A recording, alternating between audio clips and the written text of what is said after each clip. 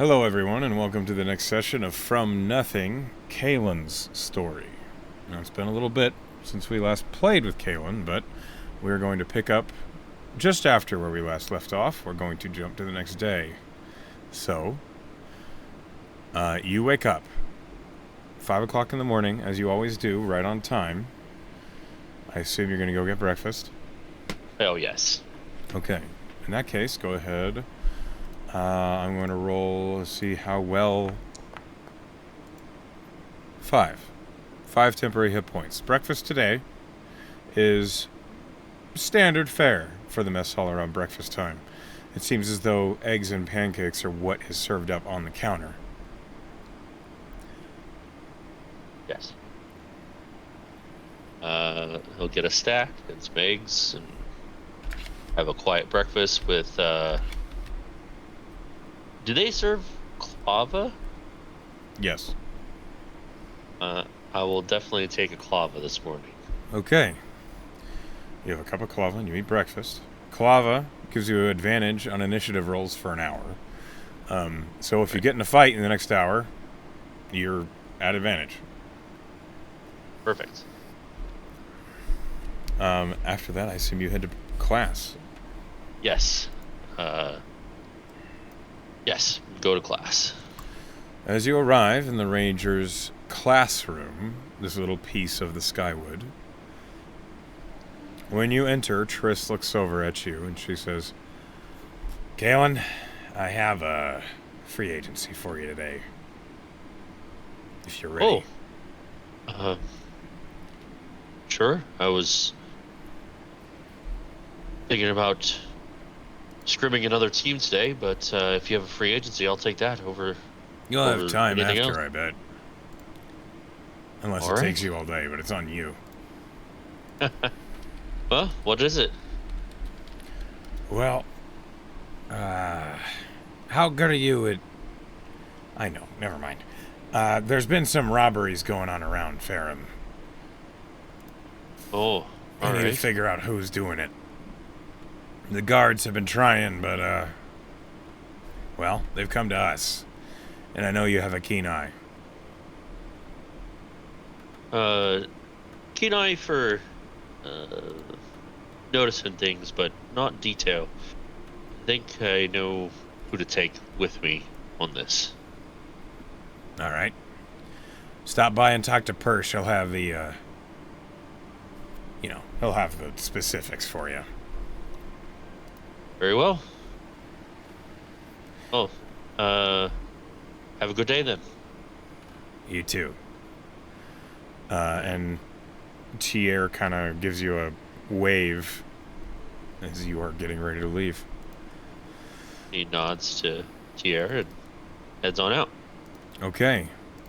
You head to the front. And as you do, you see that Persh is behind his desk. He looks up as you are approaching and he says, Good morning, Kaelan. Oh, good morning. Triss said I had a free agency. And I was wondering if Matthew could come along with me. Let's see. Cordell. Yes. Right, let me... And he picks up the sending crystal, holds it to his mouth, and he says, Maxwell, is Matthew Cordell available today? Send him on up, won't you?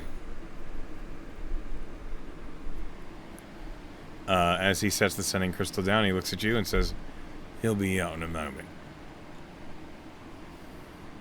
Very well. And he'll patiently sit on the bench that's in the front hall. It takes a few minutes when finally the rogue that you've worked with before and that you're on a skirmish team with emerges from around the right-hand corner and says, Hey there. Good morning. Morning. I hear you needed me. We have a free agency. Something about a string of burglaries, robberies, something like that. Oh, it wasn't me. Persh kind of waves for the two of you to approach.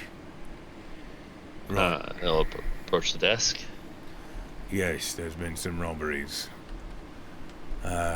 Starting at the Obelisk Vault, the bank down in the central Ferrum. No one's been hurt. The robberies have been occurring after lockup, which is concerning. It's been confusing as to how they've been getting into these places and stealing. But I suppose we should consider ourselves lucky they're not actually threatening anyone. But things are going missing. And we have to assume it's the same individual, as it's always just coin. Alright. There's been a few targets hit. The Obelisk Vault's the first one. The General Store, Buds, and the Magic Bag all have seen, well, their pockets lightened. So, I'll leave it to the two of you to figure out what's going on and who might be doing it. Did. Figured the bank would probably be the hardest thing to break into. What do you think, Matthew? Alright, you think so? At least of what you've mentioned. The bank would certainly have the most security measures, I'd bet. Whoever it is, maybe knows a bit inside about the places? Possibly. I'm not very good at spotting detail, but I'm good at noticing things. Oh, that's why you're bringing me along, eh? I figured you'd have an eye for this. Well, I'll do what I can. Alright. Let's hit the bank first. Alright, lead the way. And he will do so. Okay. As you head away from the Maryguard Academy, pull up the map. You have certainly seen the bank before. Excuse me. I haven't ever been inside, but... No, yeah. but you have seen it. It is right on the corner of the market. Looking at the map of Ferrum when you load it, it is this structure here, right above the M in market. Oh, okay. So, a short jaunt over there. Now, there is a chance of random encounter, and in that case, I need you to roll me a d8. Okay. 8. Alright, roll me a d100.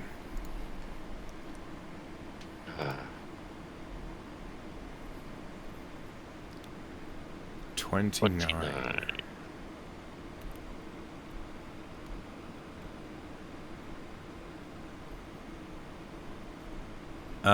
Okay.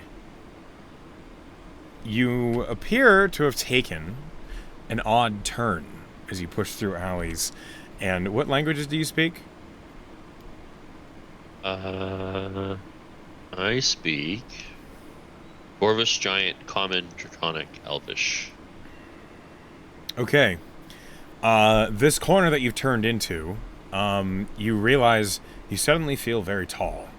And everyone around you is not speaking a language that you recognize. As you're looking, you see there are a number of... At first, you think they're infants.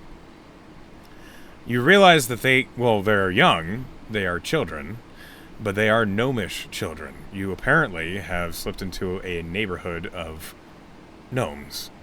And as they are talking and shouting at each other in gnomish, they are playing a game with a hardy... It's about the size of a grapefruit ball, and I need you to make a dexterity saving throw. Alright.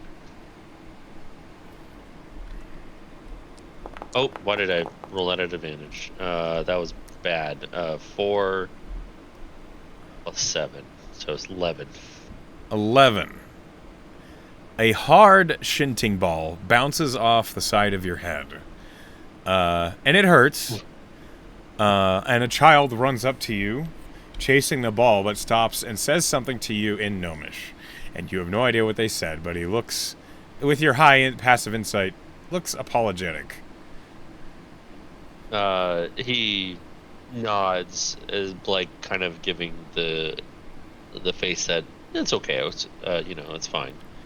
Uh, but he picks up the ball. Yeah. Yeah. Okay. Um. Oh, he'll just give him a thumbs up, like just Um, encouraging him to keep playing. as he smiles at you and runs back, you realize many of the other kids are saying a thing in Gnomish, and they're saying it with the same sort of verbal attitude that it sounds as though they are repeating a curse word. Um, Uh.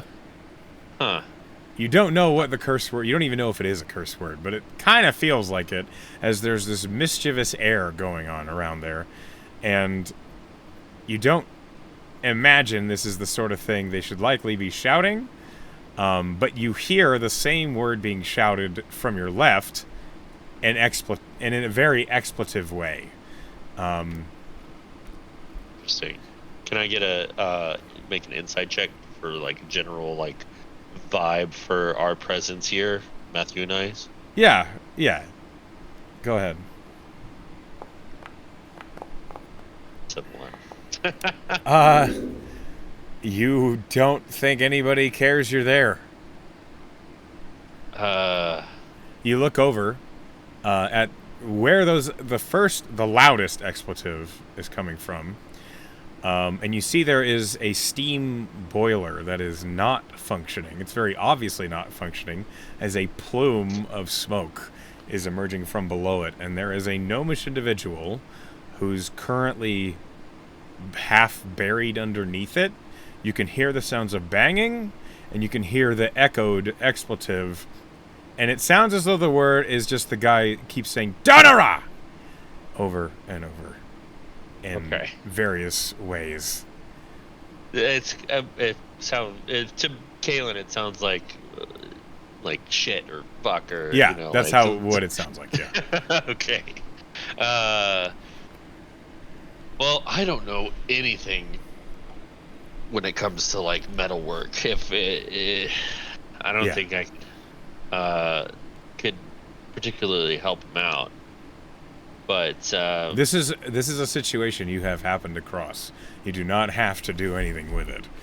right. Well, uh, let's try to not disturb anything going through here. That may be Uh, a good idea. and he'll just continue along, trying to just keep a wide berth from like any of the happenings going Yeah. on. With that, with your passive insight, you suspect the swear words being emitted by this gnomish individual is being humorously echoed by the children of the neighborhood, and that is Oh, likely going to have consequences. oh boy. Uh-oh. But as Yeah. you make your way past this nook, this like gnome town almost, you find your way finally out toward the market, and you stand in front of the obelisk vault, a building that is it doesn't look that extraordinary from the buildings around it. The only thing that seems to hint of its name, the obelisk, is that its name is set into an obsidian pillar that reaches up to about your waist, and it just says vault on it. Interesting. All right. Well, at first glance, do you see anything uh, particularly wrong with the entrance? Like any ways that you think you'd probably hit this place to rob it? Matthew kind of scratches at his chin as he considers it, and I will roll investigation for him. I'll look as well. Like, You can. Are you proficient in investigation? no, I'll just look with him. Okay. I'll just roll myself. All right. Man, 7. Okay. today is not going well. That's okay. He rolled a 22. Perfect. He looks around the front, and he kind of points to the windows. They're not wide windows. They're fairly high up, giving a little bit of a semblance of privacy on this brick-layered front of the building. And he says, because those are so high up, it actually will be easy to sneak in through the window, if you know what I'm saying. You could hide up underneath the canopy and weasel your way in. And no one will be the wiser, especially if it was dark out. All right, so possibly if they came through the windows, then they'd have to be good at climbing. Oh, yes. Yes?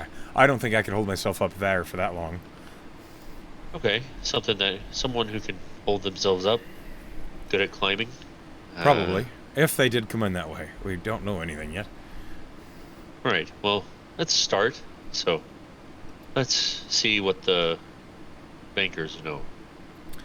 He nods and moves to follow you. I will enter the front door. Okay. As you enter the obelisk vault, it is a small bank. It's not overwhelming, and there's not that many people in here. You see there are two tellers. One of them looks like your average sort of person that handles everyday business. The other one is seated behind a desk, and as you enter, he looks up and says, "Oh, well, good morning." And you notice this individual is a hobgoblin. His hair is gray, balding on the top and pulled into a tight ponytail behind his head. And otherwise he's wearing what looks like a tweed suit. Doesn't look too comfortable, but it looks very well tailored and fit to him. Which, he doesn't look in the best of shape. This hobgoblin looks as though he's likely been working a desk job for a long time. He kind of half stands as you enter, and he says, "What can we do for you here at the obelisk?" Oh, we're actually here on a free agency. We're from the Merry Guard. I'm Kaelan. This is Matthew. Perfect. Can you tell us anything about the robberies that you've been experiencing? Of course. You can call me Oliver Drac, but you can just call me Drac. It's much faster that way. Come over and sit down. We can have a chat here at my desk. Would you like a water, a drink, either of you? I'll take a water. Thank you. Matthew just, waves his hand away as if he's fine, as the two of you approach. And you are poured a water out of a tall pitcher that seems to be frosted permanently around his edge. All right. And Drac says, "I am glad that the two of you are coming by so quickly to handle this. We've been dealing with this for a while now. And the guards have proven unhelpful. So, had a conversation with Parsh up at the academy there, and he seemed to be optimistic that they'd have someone who could help." Well, we'll do our best, but I was hoping you could tell us a little about the nature. Did they leave any markings or any signs of how they got in? No, which is the weird part. This is the sort of thing that the guards were taking a look at, too. They don't ever... Okay, so we've been robbed by them a few times now. I would say twice a week for the last month. It's been problematic, you see, especially considering one of the times that they robbed us, we had a guard on patrol out front. Is it, They never get into the vault itself. They only ever take the coin that's in the actual teller stand. I see, so nothing quite large. No, they never manage to take much. It's just whatever's stuck in the teller stand by the time they go home at night, which has added up over the last month. But it's never been a large haul. Sure it has. Is the night... So they made the robbery when you had a guard in place? Yes. Is that guard a part of the city or your own personal? Yeah, he's with City Guard. Okay. Do you remember the name? I believe it was Private Locklear. That's who it was. Locklear. All right. And he'll make a note of that. Okay. Like that? Yes. Alright. Alright. Might need to speak with him. See what happened that night. If he tells you Besides... something he didn't tell me, I might be a little bit cross, so maybe, well, let me know. Oh. We'll do. We'll do that. He didn't have much for me, which is why I'm frustrated. Is there anything... Any other entrances here? Besides the front yes. door? There is the cargo door. If you go back behind the front counters there's a double door near the vault, but it is always securely locked until we have something large coming in or going out. But that doesn't happen often, so for the most part, that's just sealed up tight. Alright. You're welcome to go take a look at it if you like. Alright, we'll do that. Matthew, any other questions that I missed? Matthew is kind of like scratching his chin. And he says, do you happen to have a fireplace or a furnace or any way to get in maybe through the roof?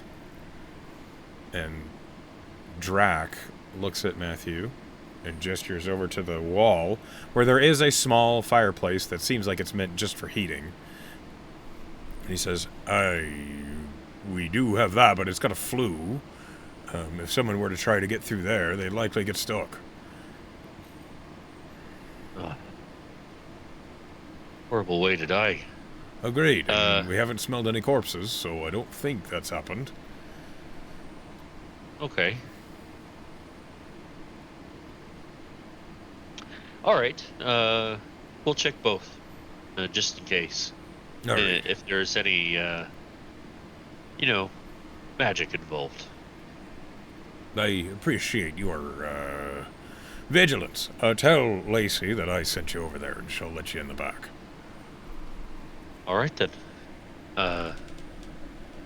We'll check this chimney, or the way... it's highly unlikely, but might as well check it first. I don't envy you.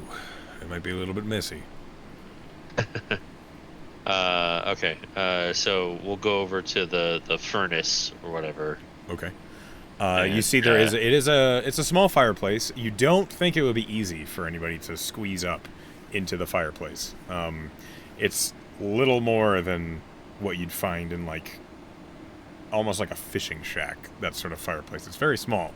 You see that inside the fireplace there is a wrought iron stand where there are a few logs. Now it is still fairly warm out, so the fireplace has not been lit. But you see it also has not been cleaned in a while, so there's lots of ash and soot in the bottom of it. Okay. Is there any way to look up into the pit, or Yeah, you could stick your head in there.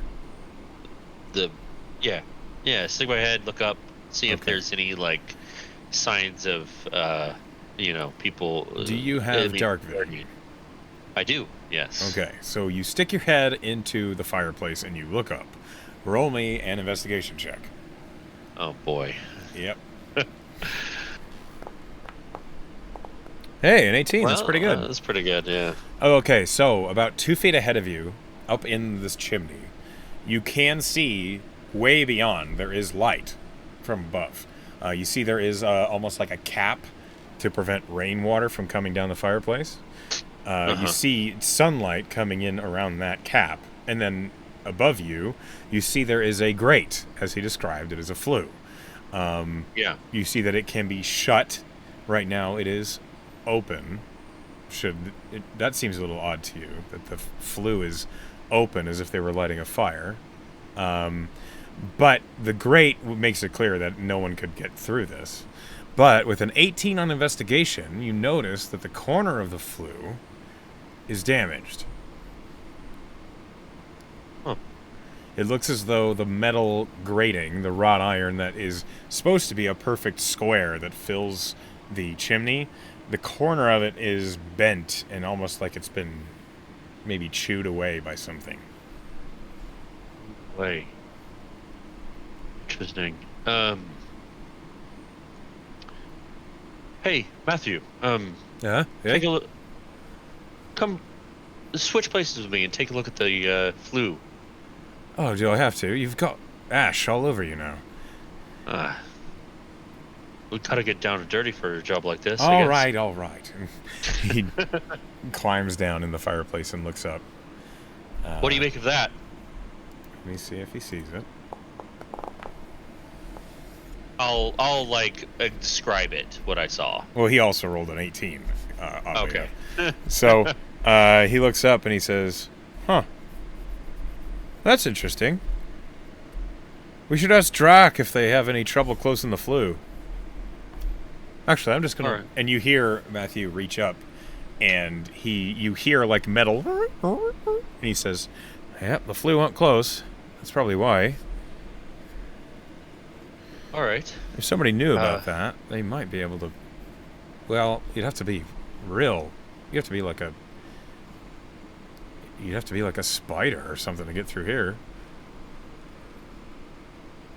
I mean, okay. Let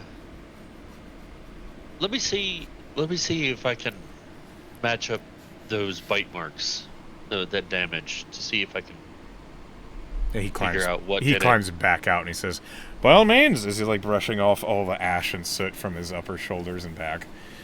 it. All right.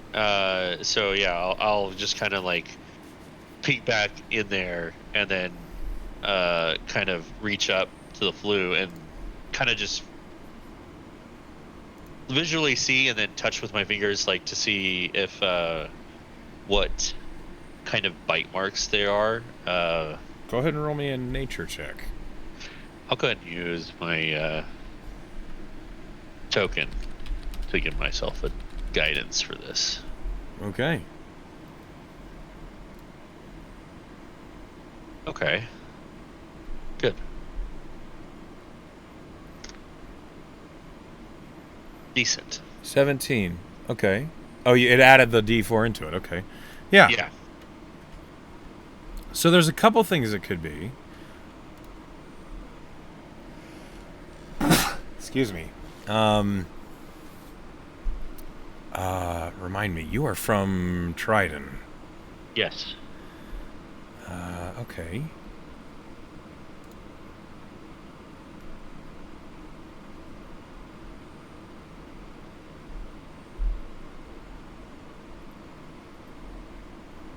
Okay. Yeah. You, with a 17, you would know what this is. It's a creature that you haven't seen for a long time. You've heard of them. You've seen them a lot when you were living on Phobos. It's called a barracadile, which is a tiny little... It's a reptile, but it's famous for chewing through crates and iron compartments. You can't really protect food from it without really getting it almost like magically protected. They're a nuisance on Phobos. They look like very tiny crocodiles, but they have acid coating their teeth, and they can chew through basically anything. Interesting. All right.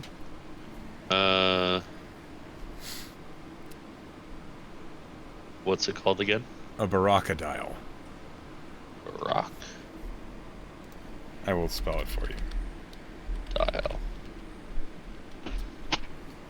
Ah. Yeah, I spelled it wrong.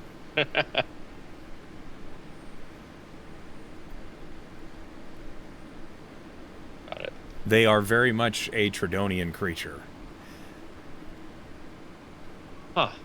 What's one doing over here? Matthew's like, you're in the fireplace, and Matthew says, "What's what doing over where?" These are barracadile bite marks. They are a pest, reptilian pest from Trident. It's kind of weird that one's over here causing trouble. Or, I mean, maybe one kind of stowed away on a vessel and came over here. That's possible. But Uh, I don't know. Very Well, strange. what does that mean for us right now? And how old is the Uh, bite? Can you tell? can I tell? No, it's metal. You can. Right. Why don't you go ahead and roll me a survival check to see if there's any signs of it being recent. Okay. Pretty good at this, hopefully. 14.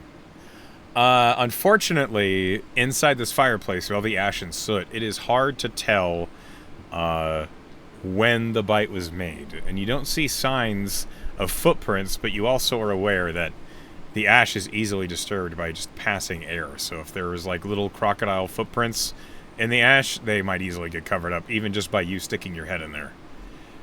Right. It's hard to tell. There's so much soot here. But this is a start. If we see any more signs of crocodile, then I think we have what they're using to get in. How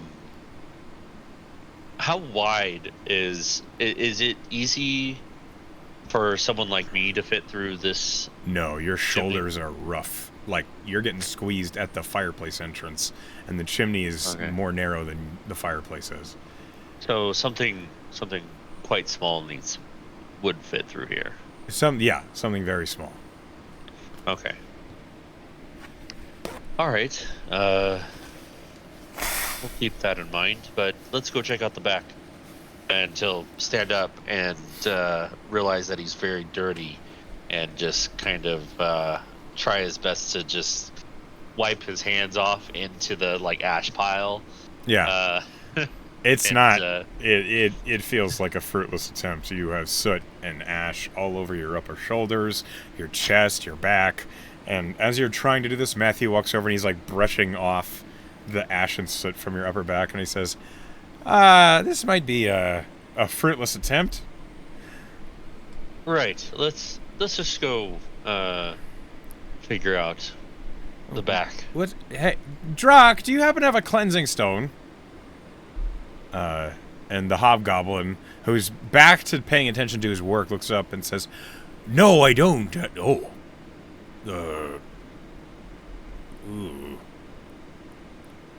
I'm sorry, we don't have one. We do have a washroom if you need to get cleaned up." Right. I'll use that now so I don't contaminate the back. Perfect. It's around that corner there. He gestures near the front door.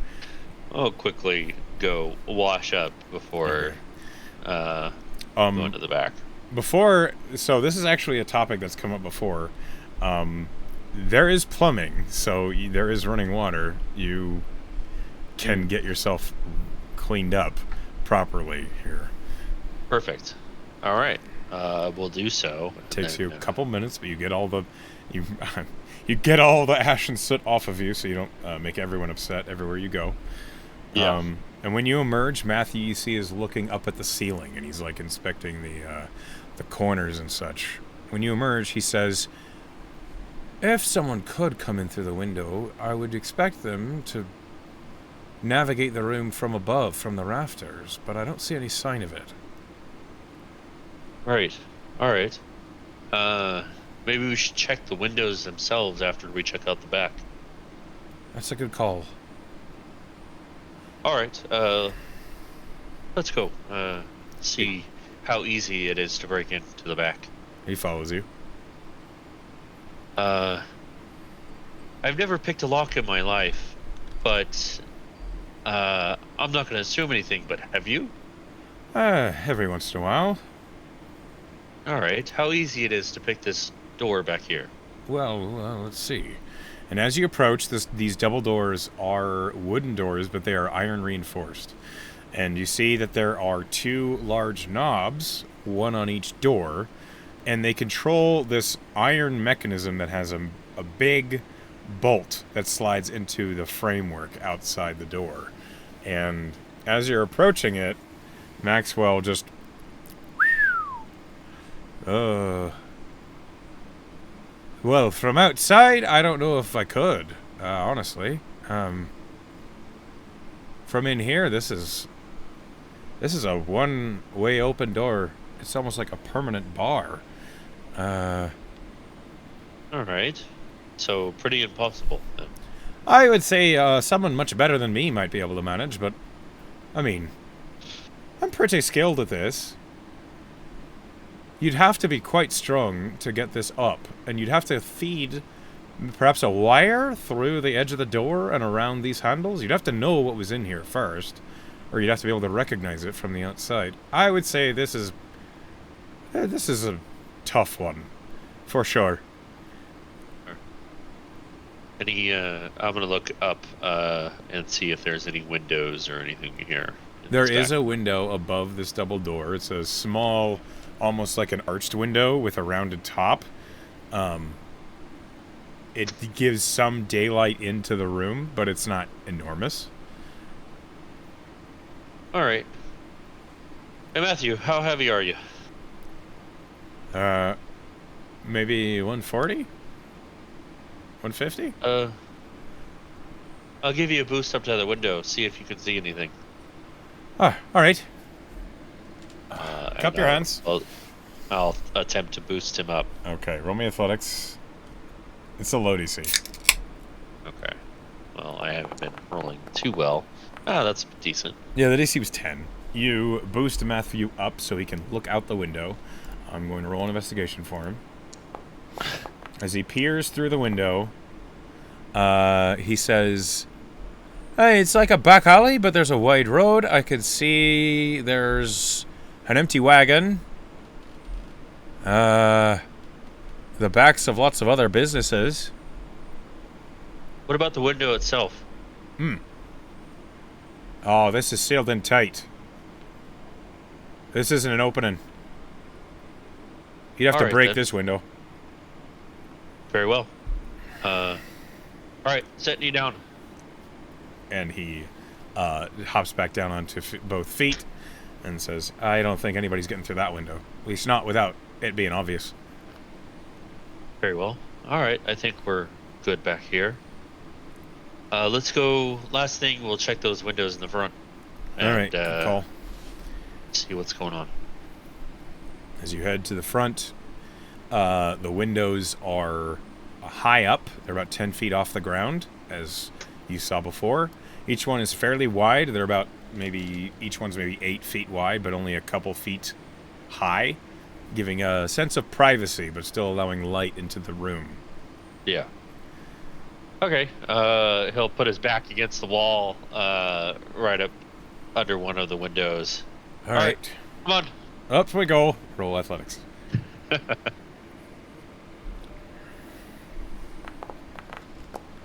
DC's still 10, and you succeed with a 17. Matthew gets up, and you hear him kind of hoe and hum as he's looking at them. These much bigger windows, he says, "Okay, these can be opened. These can be opened, and it looks like they have, yes." And you hear, and he like pulls on a wood, an iron bar that you didn't see at first. It's nestled discreetly into the wall, and the window opens, and you can hear the sounds from outside come in loudly. All right. Hey, well, I mean, that kind of answers that, doesn't it? You could open this window with this bar here. It looks like how it's, easy from the outside? if you knew what you were doing, it might not be easy, but you could. And obviously, you need a boost, just like we're doing now. Yep, it would be a two-man job, I imagine. Or if you happen to be someone who could stick to the roof or something. All right then. I'm sure it's probably the same on the other window. Yeah, it looks like it. It looks like this is how, if it gets hot, they'd pull these open, and you hear the window closes. All right. I have one final question, but setting you down. Okay. And Matthew hops back down onto both feet. Oh, did he close it? Yeah, he closed it. Okay. Hey, Drock. Oh, His name's Drock. Drac. Yeah. Drac. Uh, Yes. How can I help you? are you the first one in the morning to come Every here? morning. Uh, on the days of the robbery, were these windows left open Oh no, we at close any the point? windows every night. Right. Okay. Uh, Roll me an insight check. uh,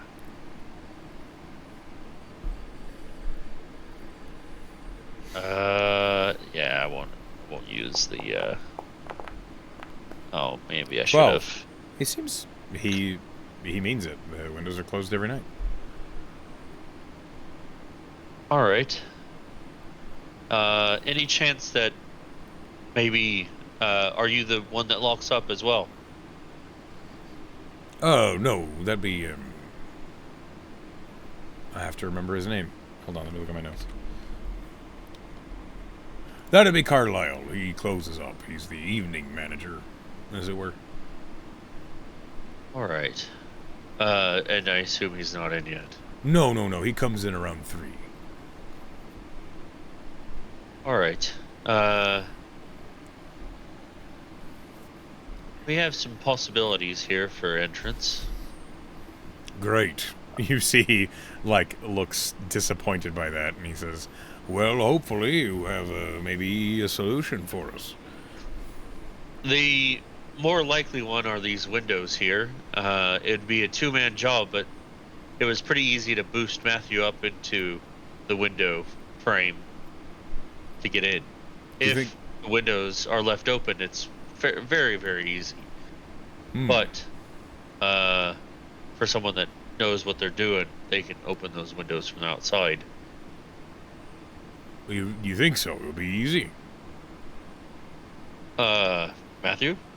It wouldn't be easy, but if you knew what you were doing, you could get through them without hurting them. Drac scowls as he scratches his chin. The second more strange thing that we both picked up on is the flue's broken. It won't shut all the way, and it has some damage to it. I have noticed the flue was damaged, yes. We've tried to close it before, and it didn't. I just assumed it was rusty or stuck. No, it has damage from a crocodile. Oh. I'm sorry, what? Okay, they're not... if you haven't heard of them, then they're not common in this part. They are Tridonian. They like chewing on metal. They're small reptilian creatures. Great. You think one got in here and just chewed through the flue?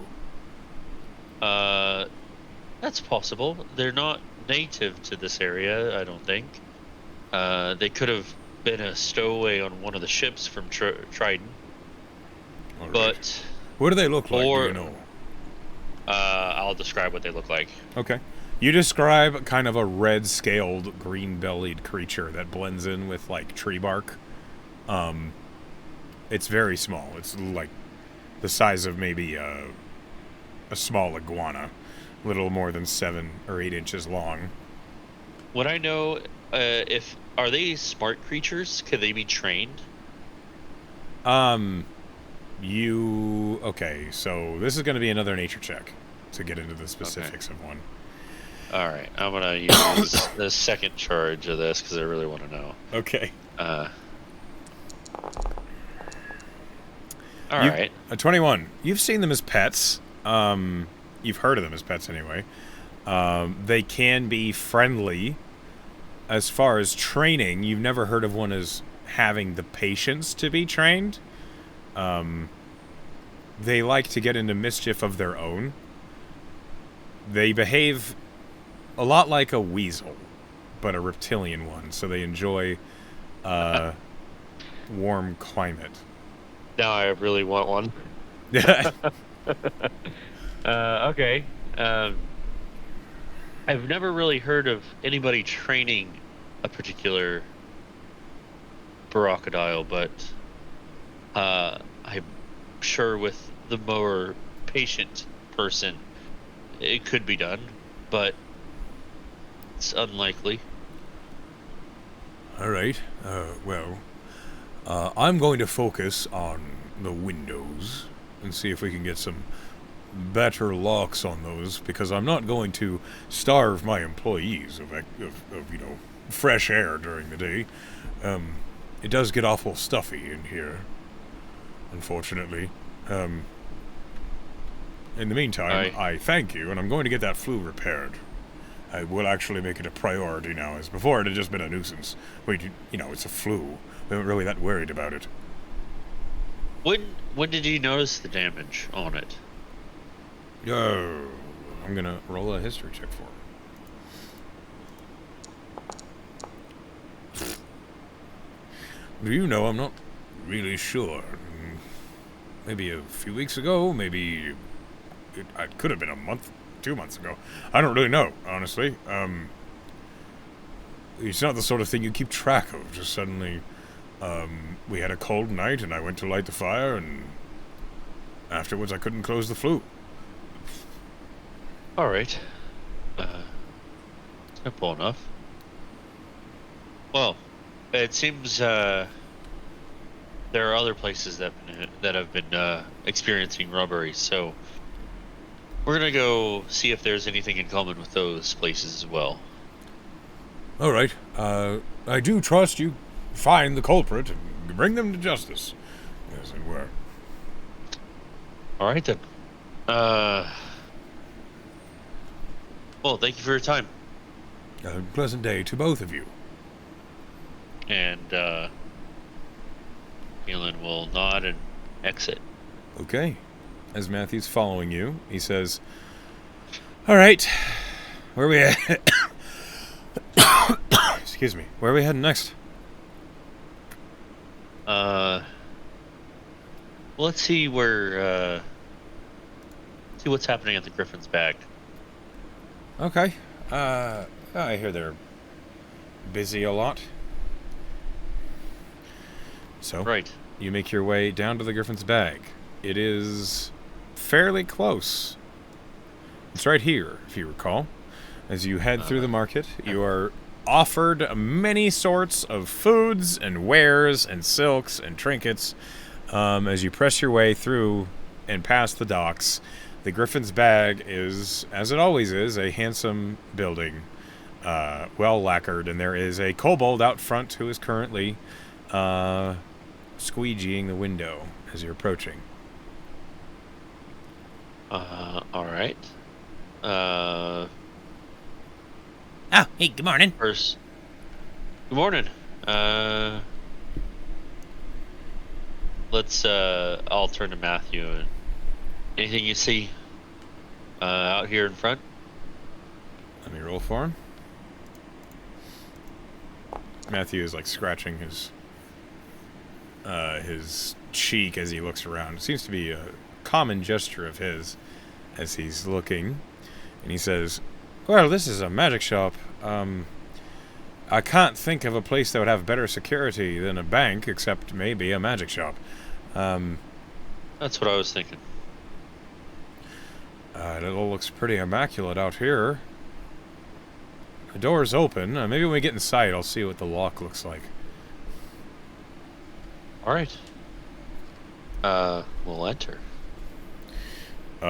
As you enter the Griffin's Bag, it is busy. It is usually busy in here, but in particular, today is no different. There are many people going through the different aisles and picking up components and scrolls and such like that, and you do recognize Callie Toothspring is here.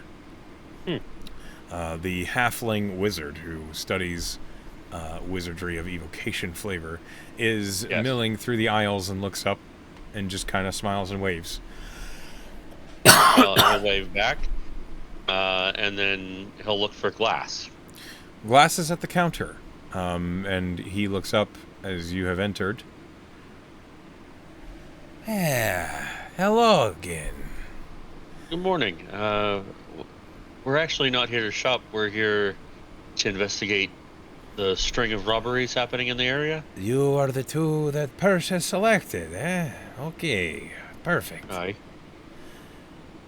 Okay, so what do you know already before I waste my breath? That 4 places have been hit pretty regularly. The bank's been hit multiple times. I wanted to ask, how many times have you been experiencing lighter coinage? Well, we have experienced 2 break-ins. The first time I suspected it was an employee, which I have apologized to them as it was clear it was not.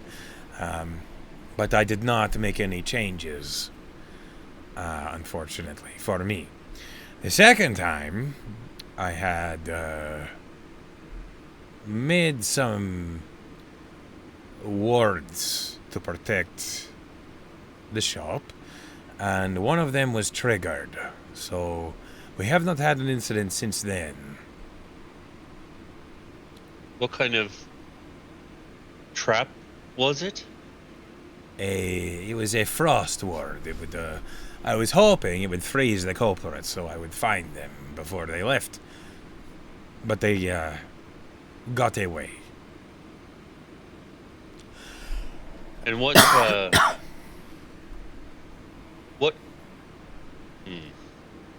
how would one beat a trap like yours? Well, if they knew it was there, they could simply avoid it. They could go around it. If they did not know it was there, they might detect it through detect magic or a trap-finding mechanism, those sorts of things. Unfortunately, there is magic that can tell you if there is a trap, which, well, it's not unfortunate, but in my case it was. As instead of finding someone, I simply blew up my back room. So it was your back room. Yes, they came in, I believe they came in the back room, or they were trying to leave the back room. I'm not sure. It doesn't really matter, as they triggered the ward after they had loosened the coin from my front desk. And it was just coin, no magic items? Just coin. Always just coin. Alright. Then I guess any other entrances besides the front and the back?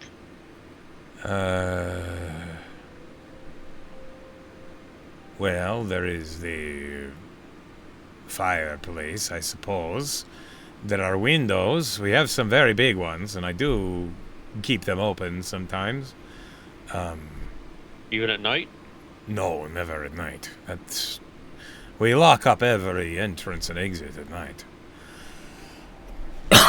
Alright. Then is there a flue in the fireplace? Yes. All right. It is a fireplace. Of course there is. How much is a cleansing stone? It does look like... well, right now we have a bunch of them. 15 gold a stone. First, can I get one of those? Yes, of course. If you're here as a customer, of course you can. And he will pull out a square stone that looks like it's a bar of soap. And you see there is a line of runes on the top of it. And it's a smooth stone. It's fairly handsome. Looks like it's made of maybe shale or marble. And he sets it on the counter. All right. I'll hand over the 15 gold. Right. I'll try not to get soot everywhere, but I'm curious because Matthew and I spotted something pretty interesting at the last place. Hey, take a look. If you have any questions, I will be here. All right. Gonna go ahead and take a look. Okay, you're gonna stick your head in this fireplace. This fireplace is much larger. It's actually a hearth that covers the entire far wall. And you see that there are a number of wrought iron stands with logs on them. Now, it does appear as though this fireplace has not been used for quite a while. But when you look up, you see that the chimney narrows quickly up into a narrow stack, and there is a flue that's about 1.5 feet up from your head as you're looking in. It is a much broader flue than the one that was in the bank. Go ahead and roll me an investigation. All right. Now, you are looking specifically for damage to the flue, similar to what you saw at the bank? Yes. Okay. All right. 17. Yeah. As you're looking, your eyes, with your dark vision, scan over the smooth grating of the flue. And on the corner, you see there is evidence of damage. Similar damage? Similar damage. It's the same shape. He'll poke his head out and look at Matthew with a bright smile. Just. Did you find something? Hi. Similar to what we saw at the bank. Huh. Bitey lizard, then. Aye. You're sure it's the same? Aye, yeah. Matthew kind of like tilts his head and says, I would not have guessed this as a means of robbery, but all right. It's interesting. Do we want to keep looking, or are we going to... Let's quickly check the back.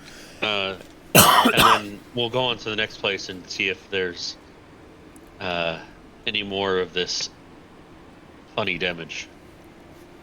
Matthew nods and follows you. All right. Do you cleansing stone yourself of soot? Yes. Yes. Okay. It's very brief. You run your finger over the runes, and you feel just a little bit fresher as all of the dust and soil and soot, you almost watch as it gets sucked into the cleansing stone, which darkens slightly. Huh. How many times... I guess he'll turn to glass. How many times can I use this? I believe it's 5 times a day. That's Matthew. All right. I believe it's 5 times a day. Sorry. Wrong NBC. Oh, good. All right. We're going to check out the back, if you don't mind. Watch your step. Some of the damage from the ward is not repaired yet. All right. Very well. And Matthew and I will go to the back. The floor in the back is almost like a gravel-based concrete, and you see that there is very obviously a source of explosion that was on the floor, as there are almost like this star-shaped cracks with shards of concrete that are jutting upward. And Matthew says, I am glad I wasn't caught in something like that. Same. But I guess we'll look at the entrance here. Do you see anything? I will roll investigation for him.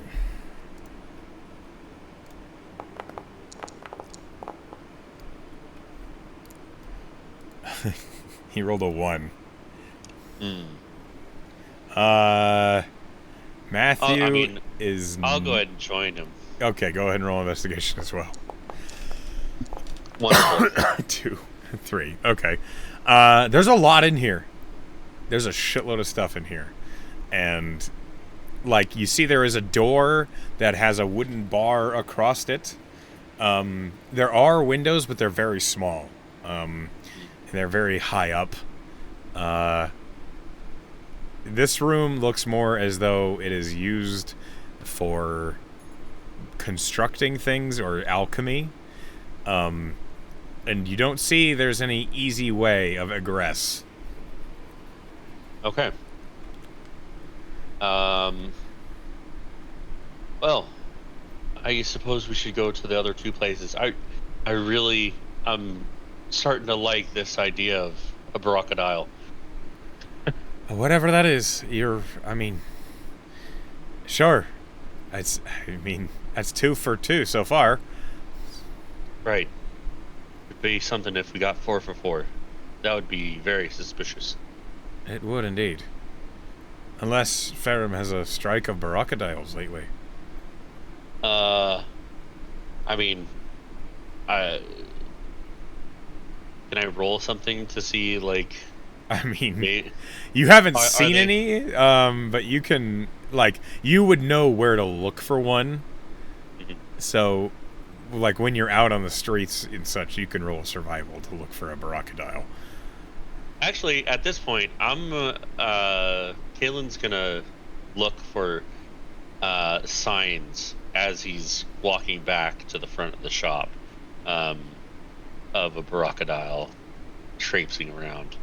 Okay. Roll me a survival check. All right. Yeah. A 14. So you're still in the back room as you're looking around and you're looking for signs of a barocadile. There's lots of things in this back room. But with a 14, you catch something that you didn't expect. Uh-huh. On one of the cupboards, one of the lower cupboards, there is a handprint of soot.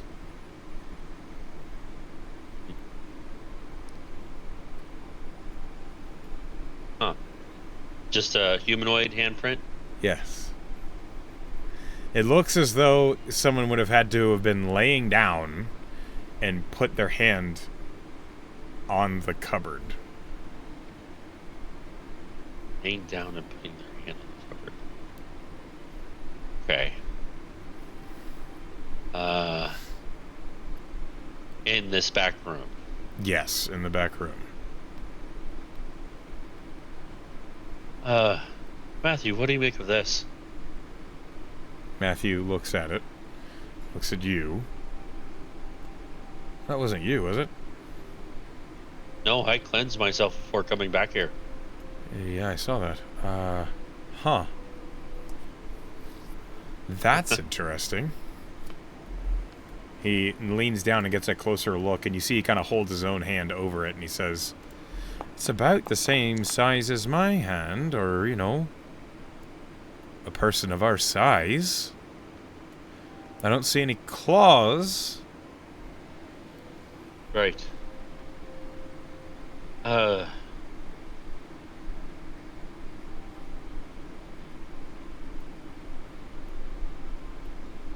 Very interesting. And that chimney was too tight for someone of our size to. Yes, very much so. All right. And a crocodile is a beast. I'm just Yeah, putting a it barocadile out of is a character. beast. Okay, gotcha. Okay. Would Kaelan know about what I'm thinking here? A druid?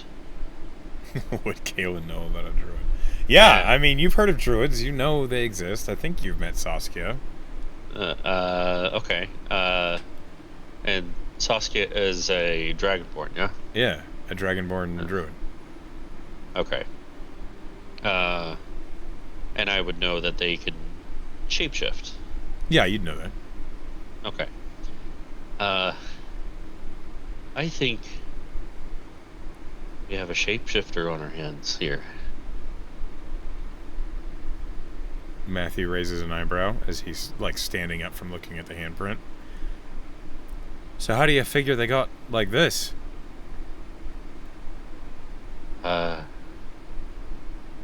Maybe, this is where they... Is it fairly close to the trap? Yeah, it is.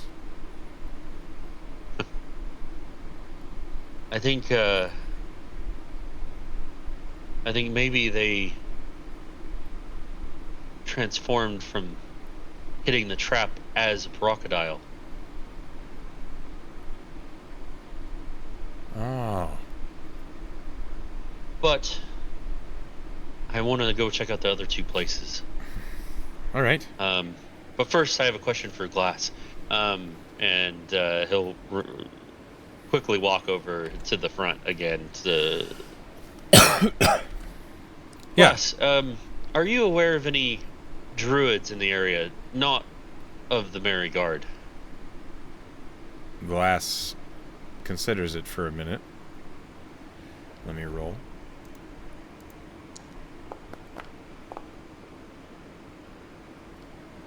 He kind of shrugs and says, maybe. I'm not aware of any, but I'm sure there are. All right. I have a They theory. wouldn't really come here. Very well. I have a theory, but I need to go to the other two places to confirm it. You have some damage on your flue from a barracadile. Hold on, let me see if Glass knows what that is. I'm sorry, what? A barracadile. It's a Tridonian reptile, small enough to fit in tight places, but they can chew through metal. Oh. Okay, I will get that looked at, thank you. We have not used the flu in a few months. It's been very warm, so... Right. Good to know, though. I will get that repaired. We did find a handprint on one of the cupboards in the back. Soot-covered handprint. Where? Here, I'll show you. And I'll show him. He follows you and looks, and he says, I did not notice that before. Okay. All right. Thank you for pointing this out to me. My assumption here is that a shapeshifter came in through the chimney as a barracadile, chewed through your flue, and then hit your trap on the way out.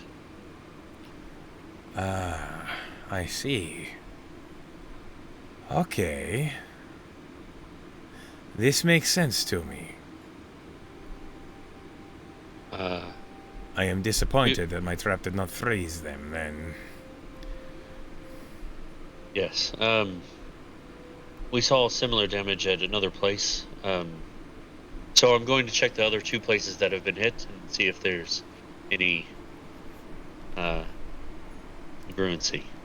I wish you luck on your investigation, and I appreciate the haste at which you have been doing your work.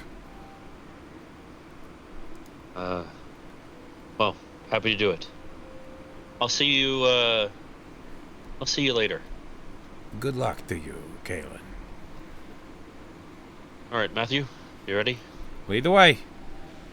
All right. Next place, general store. General store. And what's the fourth place? Bud's. It is a Yes, an herbology shop. Yeah, I do recognize the name now. Okay. Yeah, definitely go to the general store first. Okay, the general store is this large structure here. As you head there, the general store is busy as heck. And as you enter, there are a number of employees at the front counter where there are people bringing up all sorts of goods that they're purchasing and people are haggling.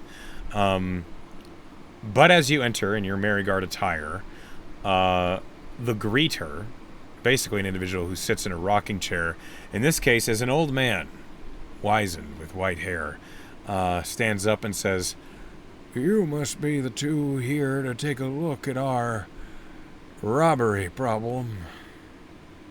Hi. We're here to do that. It's a pleasure Well- to meet you. You can call me Knack. Nice to meet you, Nick. Good morning. Do you have a fireplace? Well, Here. of course we do. And he points to the far side of the store, where through the aisles you see there is a fireplace. It is not lit, but it is a wide one, not as big as the Griffin's bag, but a significant one. All right. And I assume that you have a flue in it. Yes. Yes. We wouldn't be much of a fireplace without a flue, now would it? It would just be a hole. Fair enough. Can I ask what was stolen? Oh, just the coin out of the tellers. And how many times? We've been hit a few times, unfortunately. I think 3 this month. Very well. We, Matthew and I have a bit of an idea of what's going on, so I'd like to check inside your fireplace. Well, if you have an idea when you figure it out, I'd love to know what's going on in my store. All right, then. Very well. And I'll go check the fireplace. Okay. Roll investigation.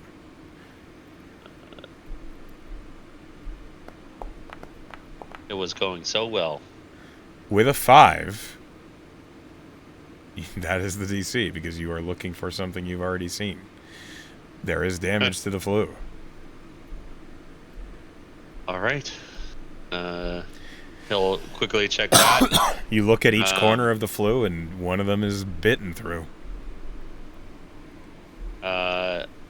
He'll nod and poke his head back out. Look at Matthew. Same thing. Yeah? Aye. All right.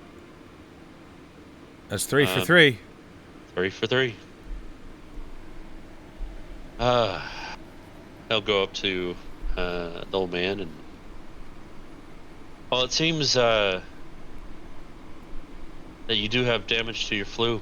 I'd suggest getting it repaired right away. But the theory right now for at least me is that a shapeshifter is coming through the chimney. Huh. All right. Well, that's the first I heard of that. The guards didn't have any answers for us. Well, it's definitely a strange way to rob a place. Not something that's likely. No, I'd say not. All right. I will get that repaired, and I'll send a message to the guard. If you're right. I think I'm gonna go do that as well once we're done here. But I'm gonna take one more look around the place just to see if there's any signs of what I believe is causing the problem, and to look for any signs of a crocodile here as well. Okay, roll me a survival. Oh man. With a 16, there's a lot of people in here. There's a lot of business going on. It's hard to isolate the tracks of a small lizard, especially in a building that kind of... It seems as though they keep this general store fairly clean. So with a 16, I'm afraid you discover nothing. Fair enough. So he'll right. Thank you for your time. We're gonna go check out the last place here. Best of luck to you. Have a good day. And he'll cleanse himself. Yeah, you are covered. So once again. Yeah. All right. Let's go see if we see the same thing. 4 for 4. Okay. As you head to Bud's, roll me a perception check. Okay. Not bad. Kaelan, you notice maybe about halfway to Bud's, which is this building here. It's basically... Oh, I'm sorry. It's this little building here. It's basically just up the block from the market, from the general store. But you're halfway there and you're passing an alley and you realize you think you're being followed.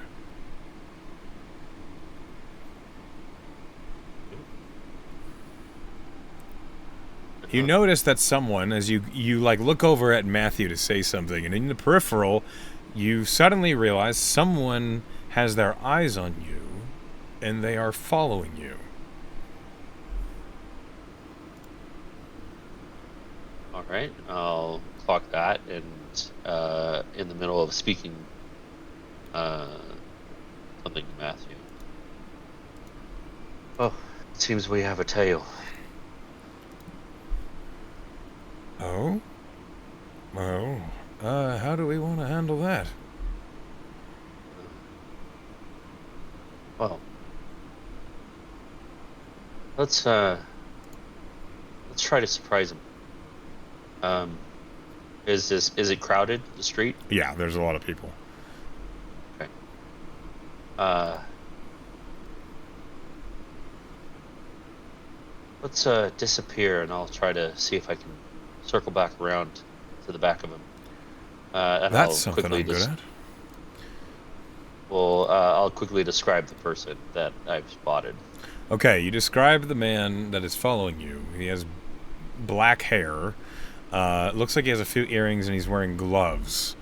He looks nervous. All right. Uh, very well.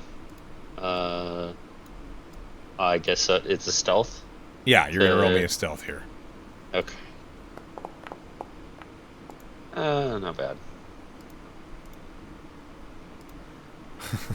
And I assume. Hold on, I'm rolling for Matthew. Matthew. Yeah, he rolls a 24. Perfect.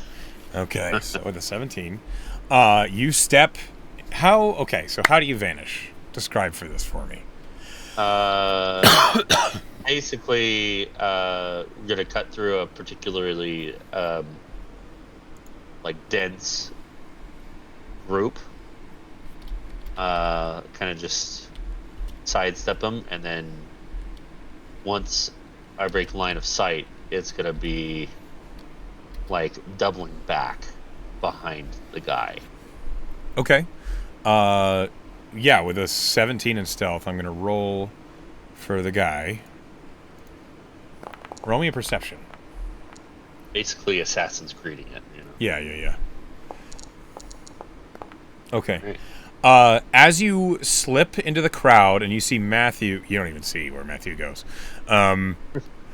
You see this individual walks up by the alley that you've kind of vanished by, and as you kind of get behind him, he stops and he looks around, and you kind of hear him mutter, "Oh no, oh shit, the fuck did he go?" I'll slip behind him, and then just kind of police like take him by the elbow from behind Oh. and just kind of like hold him there. Oh, okay. So as you do that, he whips around and sees you, and he says, "Oh shit!" No, he's like suddenly very surprised, and he says, "It's look, it's not what you think. Okay, look, I'm sorry. You have to let me go, please. You recognize, firstly, he has a Tridonian accent.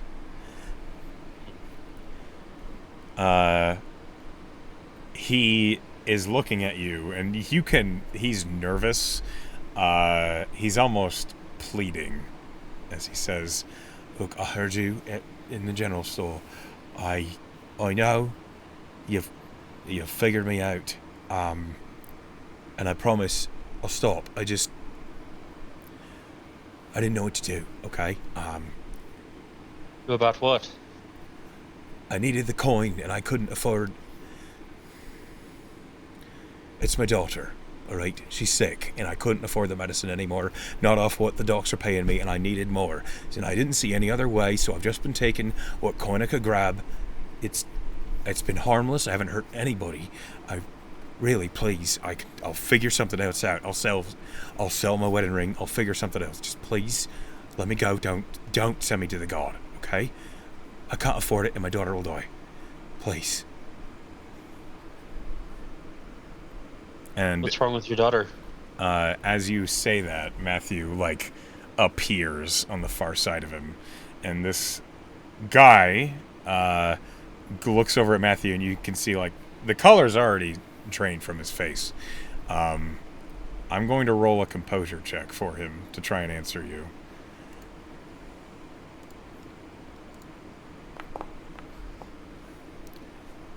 She's come down with Blightshade, okay? It's horrible. She can't breathe most days, and the medicine's it's expensive, and I'm doing what I can, but that's all I can do. Is you think I want to be a stealing man? And like, as you are like tucked in near this alley, people are giving you a wider berth, and Matthew next to you like looks at you and says, "What's the plan?" And he like kind of tilts his head, and you notice the three of you have caught the attention of a pair of guards that are by East Park. Right. Walk with us. Come on. What's your name? Corden Knightley. Gordon? I'm following. All right. Well, I'll just kind of like, I'll not hold on to him. Matthew, let's go to the Merry Guard. You're not taking. Don't. We're gonna figure this out. Roll me a persuasion check. Oh no. Yeah. Or a deception check. It depends. Oh, come on. I have an inspiration. It is up to you if you're going to use it. The time that I figured out the totem. Uh-huh. So I will go ahead and use it for this. Okay, go ahead and re-roll. Better. Okay, he does not run away. Thank God.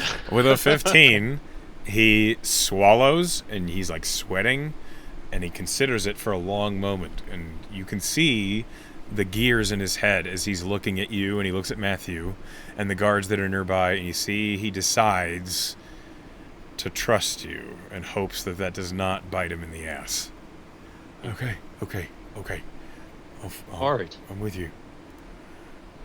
Well, what do I know about this illness? Roll me it can be a nature or a history. Definitely nature. It's more trained in that. Better. That's 18. Good. Blightshade is a rare disease. It resists magical healing.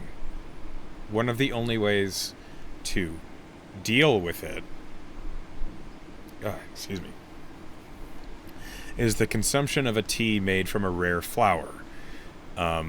Blightshade itself, is an illness that slowly transmutes the lungs of those who suffer it into plant matter. It's very painful, and the tea manages to slow the transmutation until the body's natural defenses can fight off the fungus that makes it happen. It's rare, Is it curable or treatable? It's treatable. It requires greater restoration to cure it.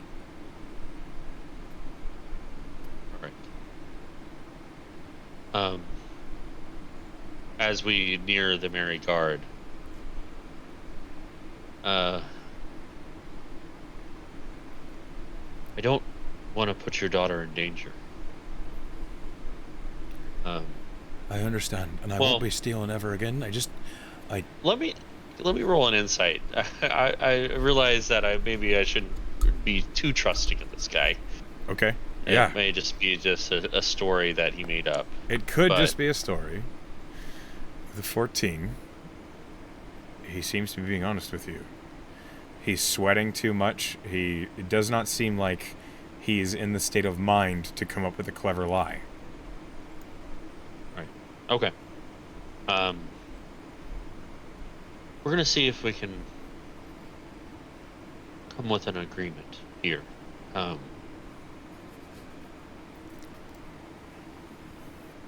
Let's go talk to Persh. Okay, I will pull the map to the Merry Guard. First, I'll turn to Matthew. What do you think, Matthew? Matthew, who's been next to him, looks at you, and he kind of slows a little bit so that Corden cannot immediately see him. But when he makes eye contact with you, he just gives you a short nod as he agrees with what you're doing. Okay. We'll enter the Merry Guard with That is what Corden this looks fellow. like as he's Corden. panicking. Gotcha. As you head into the Merry Guard Academy, Persh looks up. Who's this then? This here's Corden. He's Yeah. he's our culprit, but we have a bit of a situation.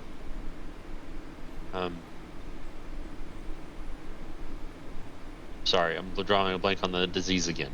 It's called Blightshade. Shade. Yes. Right. It is called that for the blue color those who suffer it turn as they can't breathe. It seems that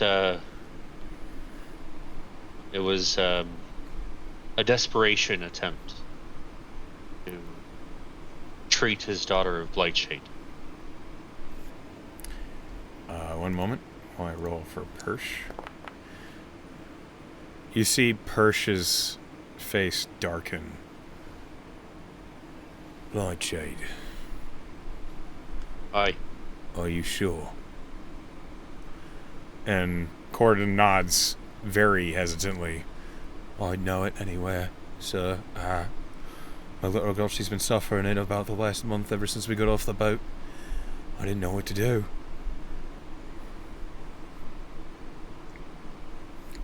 Well, is there anything we can do here, Persh?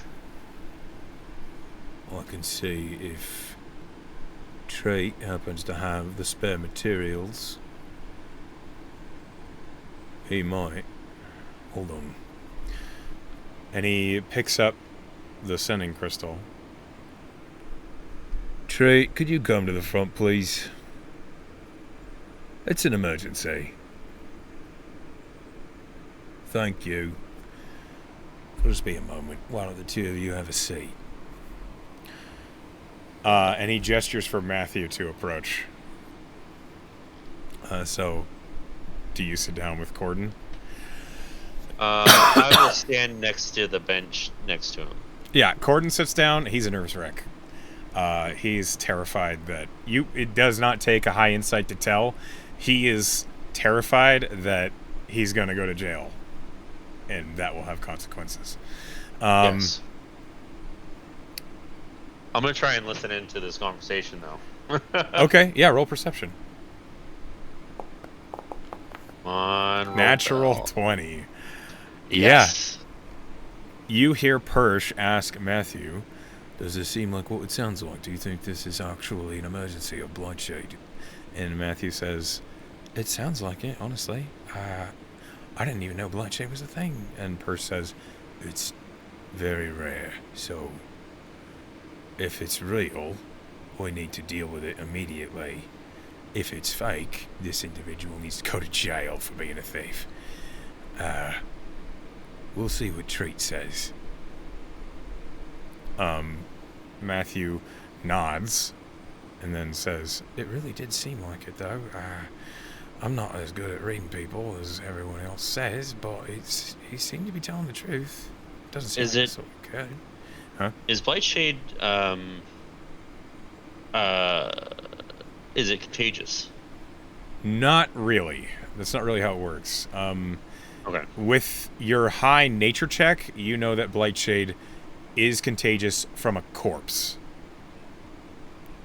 So if someone dies of Blightshade, inhaling the humors that escape the body of a corpse always carries the spores. That's how Blightshade spreads. Gotcha. All right.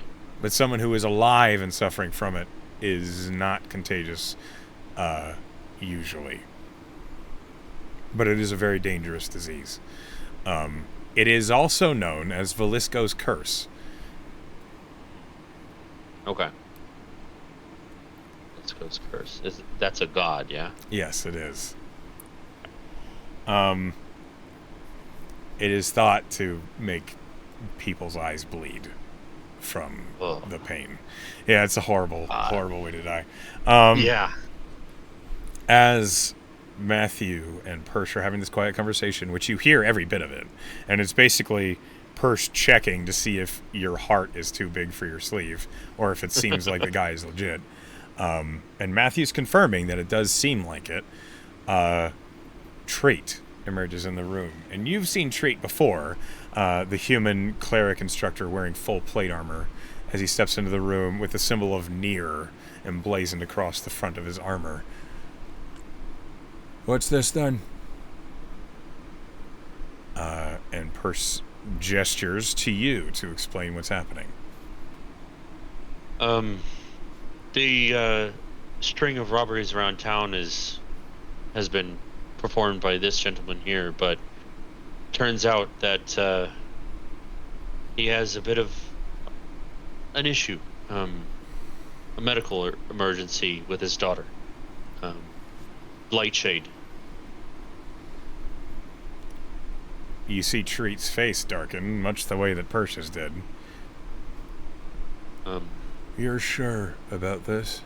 He says, and he's speaking to Corden, and Corden nods nervously and says, I know it anywhere, sir. I could bring you to her.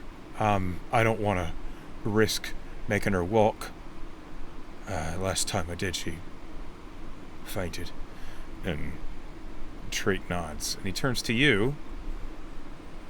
If it is as he says, you've done well, as that could have been a real problem. I really would have been a very big problem. Do you mind if I tag along? That's fine. And then Treat looks at Corden and says, if it is as you say, I may have the means to save her, but it will be expensive. And I will assume you're willing to work it off for us. And Corden, you see his whole face like changes and lights up. And he says, oh, absolutely, I'll do whatever you want me to. I'm a man of some skill. I'm and he is like stuttering, and Treat just holds up a hand and says, we will sort it out when I've seen your daughter. Is there anyone else exposed to her at the time? And Corden just shakes his head and says, just me and her.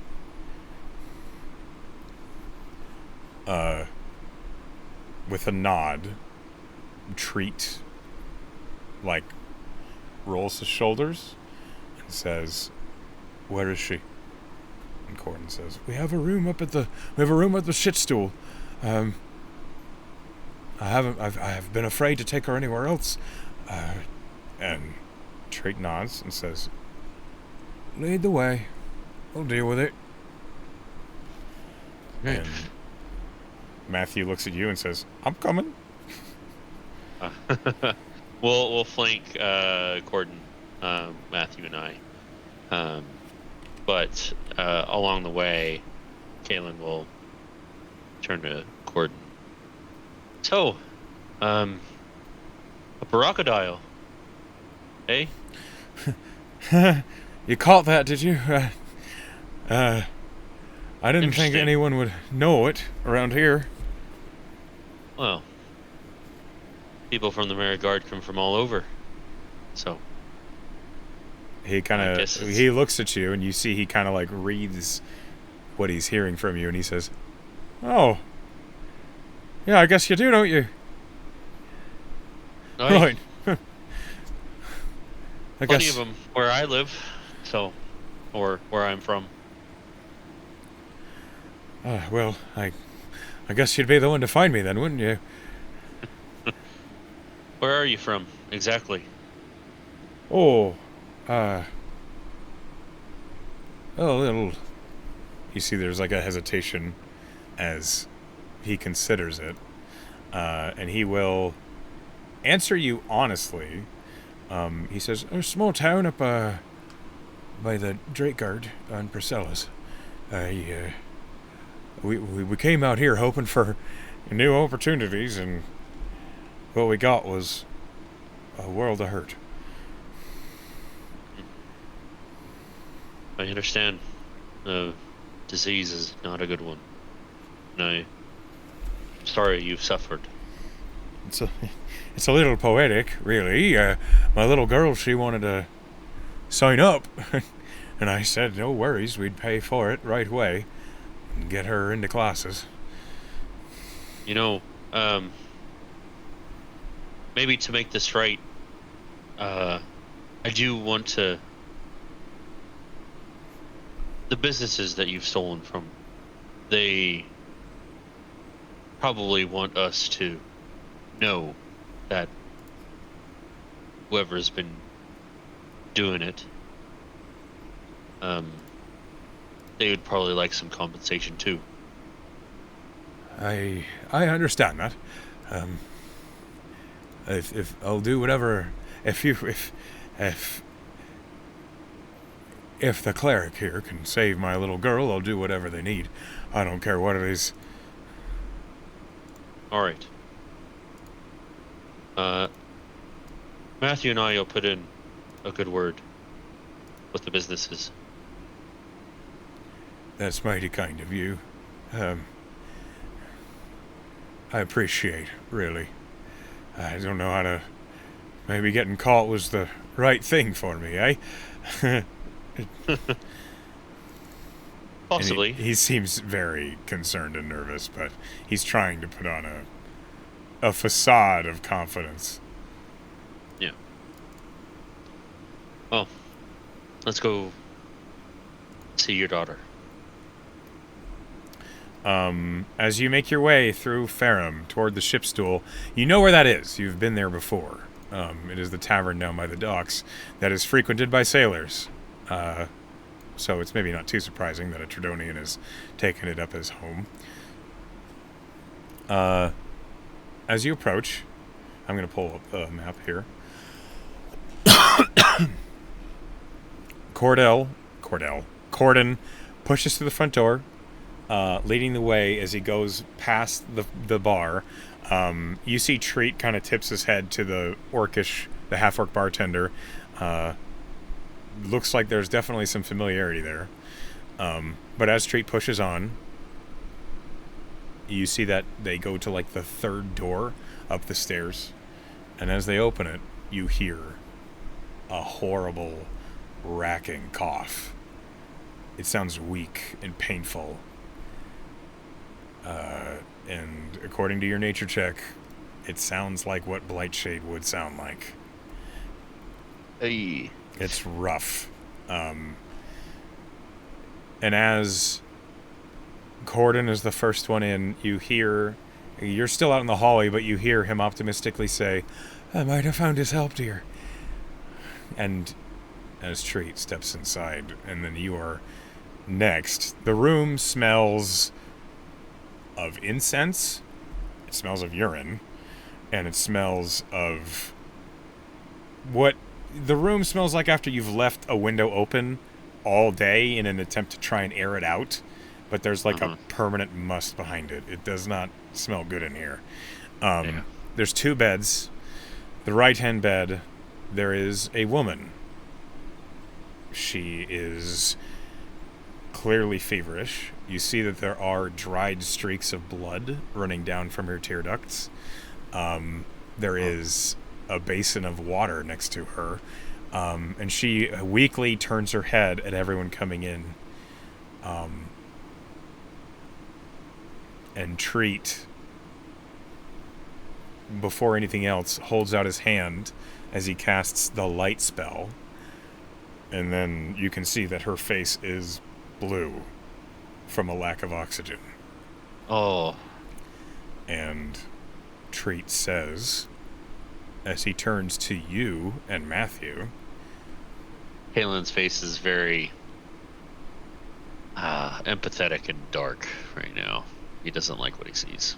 yeah, he says, "It's fortunate you figured this out, or rather, you drew out the truth, as I don't think she had much longer." And before anything else can be said, he opens up a bag on his belt, and from within he draws out a small pouch, and as he waves it, blue banisite powder, which you recognize, knowing what banisite is now, sprinkles across the woman.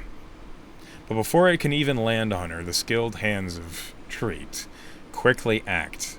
And as he grasps the holy symbol in his left hand, all of that blue banisite powder suddenly surges into what almost looks like a small lightning storm, dappling across the woman's chest beneath the blanket. And she coughs again, only this time, as she coughs, you see like a cloud of green emerge from her mouth that turns black and almost like it's burning away. And as she coughs, she coughs harder and healthier and louder until finally she coughs so hard that it's unpleasant. A large, almost like a glob of scab flies out of her mouth and against the wall, and she's actually breathing. Oh, thank And, God. and in hearing her truly breathe, Corden drops to his knees, and he just says, "Thank you. Thank you. I'll do whatever you want.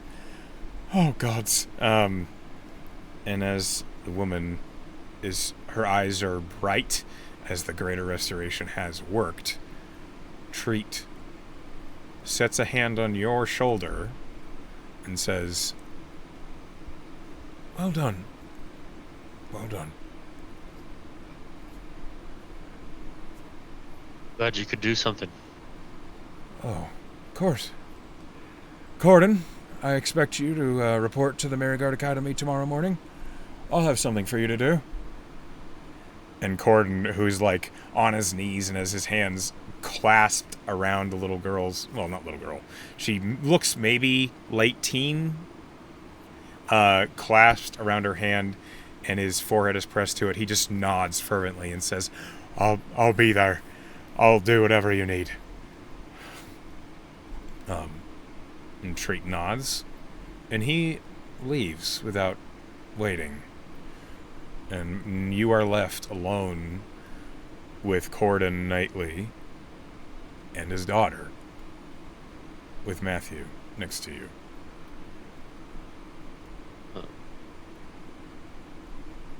Well then, I'm glad we could come to a solution. I'm glad you're feeling better, miss. She, is looking at her father and looks at you, and in a raspy but remarkably clear voice, she says, "I don't know what happened, but thank you." Kaelan will nod. Well, you have a determined father,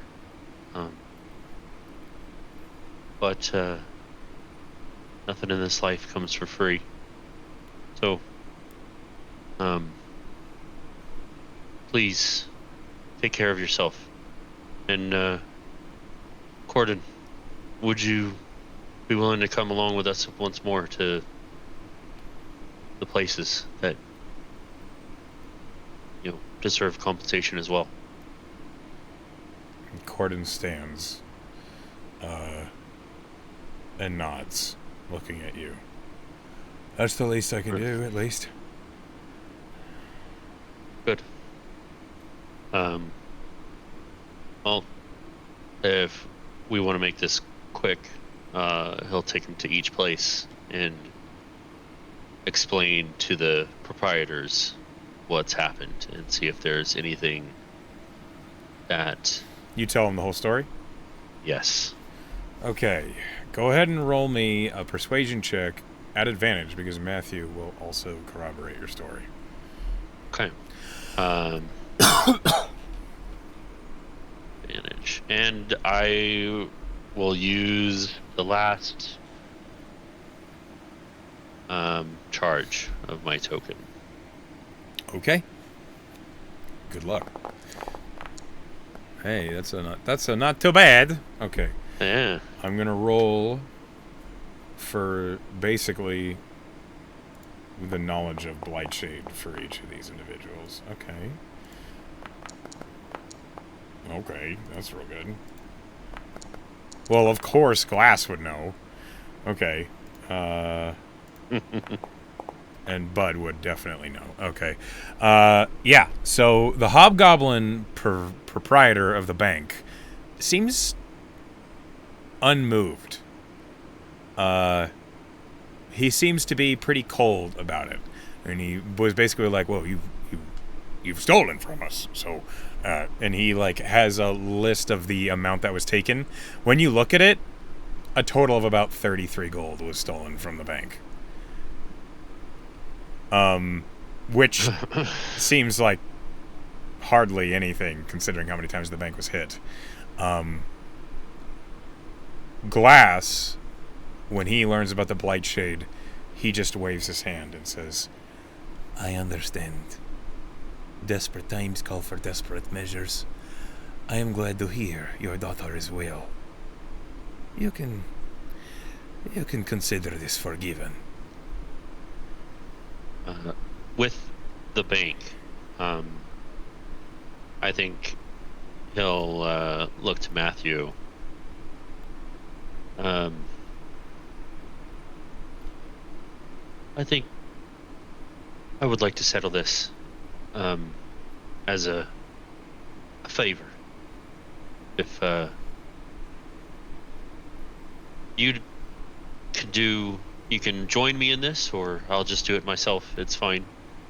But if you want to, I'm gonna... Matthew reaches into his bag and pulls out. He's got about 10 gold spare that he gives you. Alright, I will meet the 33 with 23 of gold of my own. The banker seems pleased that the debt is settled, and he says, perfect. Thank you for handling this promptly. Of course. The general store owner, Knack,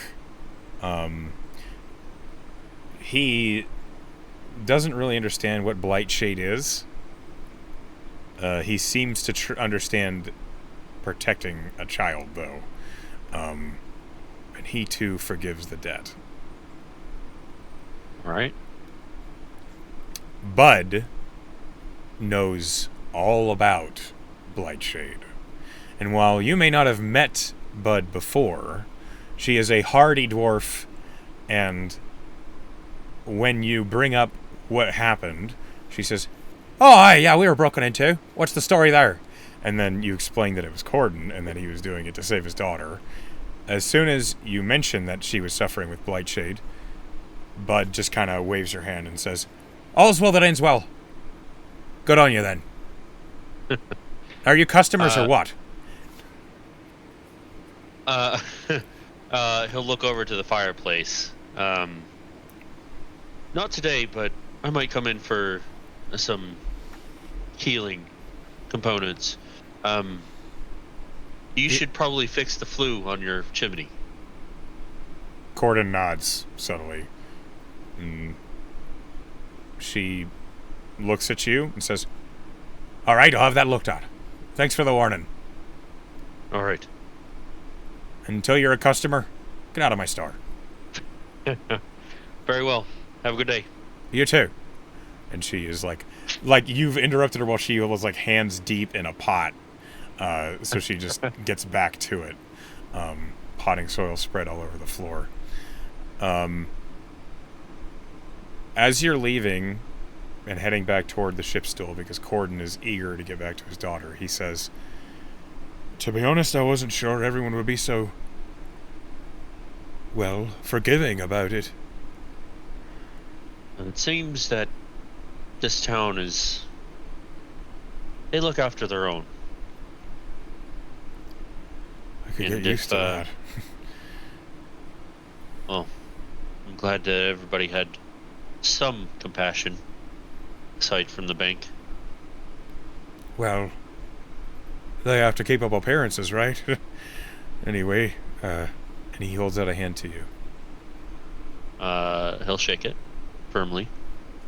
Thank you again, Kaelan. I still intend to put my daughter through the academy, so if you see Evelyn Knightley, you know she's out to become the best. Evelyn Knightley. All right. A druid student. Probably, yes, if she's anything like her old man. All right then. I'll look out.